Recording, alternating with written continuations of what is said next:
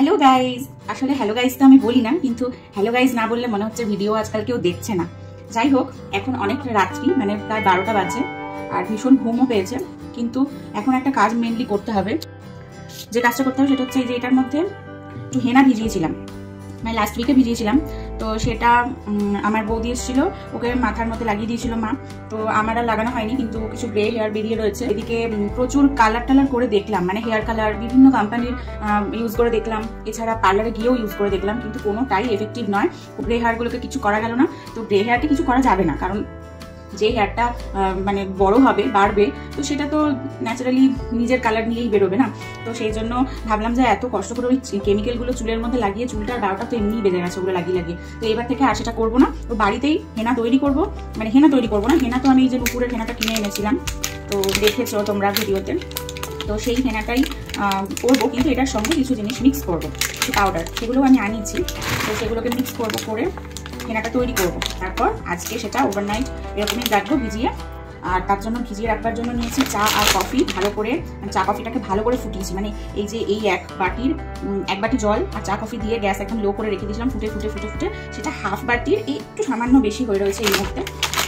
তো চলো, হেনাটা এর মধ্যে, এটা যেটা রয়েছে এটা ফ্রিজে ছিল, কিছু খারাপ হয়নি, বরং আয়রনটা খুব ভালোভাবে মিশেছে। আর এটা তো লোহার কড়া একটা, এই লোহার কড়াইটা তো নিয়েছি আমি হচ্ছে স্পেশালি হেনা করবো বলে, হেনা ভেজাবো বলে। তো এই নুপুরের হেনাটা না ভীষণ ভালো, আমি ছোটোবেলা থেকে করি, এটা খুব ভালো। তো হেনাটাই নিয়ে নিলাম। এত রাত হয়ে গেছে, আমার ইচ্ছে করছিল না যে আমি করি, কিন্তু করবো, কারণ চুলটার অবস্থা খুব খারাপ। আরও রয়ে গেল। এটা আমি 500 গ্রামের প্যাকেট কিনেছিলাম নুপুরের হেনাটা। তো এটা তো মোটামুটি 2জন অলরেডি করে ফেলেছে, আর আমি কালকে এটা আমি আর মা করবো। তো 2জন 4জনের তো আরামসে হয়ে যাচ্ছে। তারপরে যেটা আছে সেটাও আরও 2জনের হয়ে যাবে। তো এটার সাথে মিক্স করবো হচ্ছে মিঠা পাউডার। সবই পাউচ পাউচ করে আমি আনিয়েছিলাম, সেই ভিডিওটা তোমরা দেখে নিতে পারো আমার চ্যানেলের ভিডিওতে পেয়ে যাবে। তো এটার সাথে আমরা মিঠা পাউডার, ভিঙ্গরাজ পাউডার, এগুলো চুলের জন্য খুবই ভালো, চুলের পুষ্টিটার জন্যই মেনলি আমি বাড়িতে এইভাবে বানিয়ে ব্যবহার করছি। এটা হচ্ছে শিখাকারি পাউডার।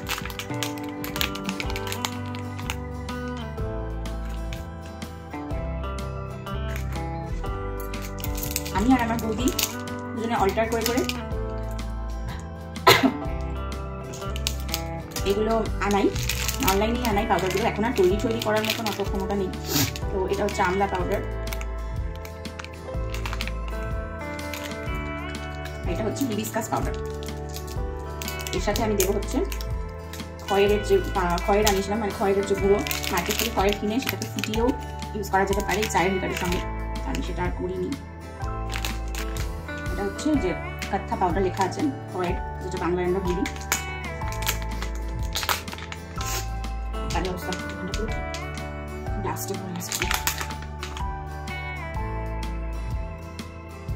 এবার সবগুলোকে মিক্স করবো ভালো করে। আগে পাউডারগুলোকে মিক্স করবো।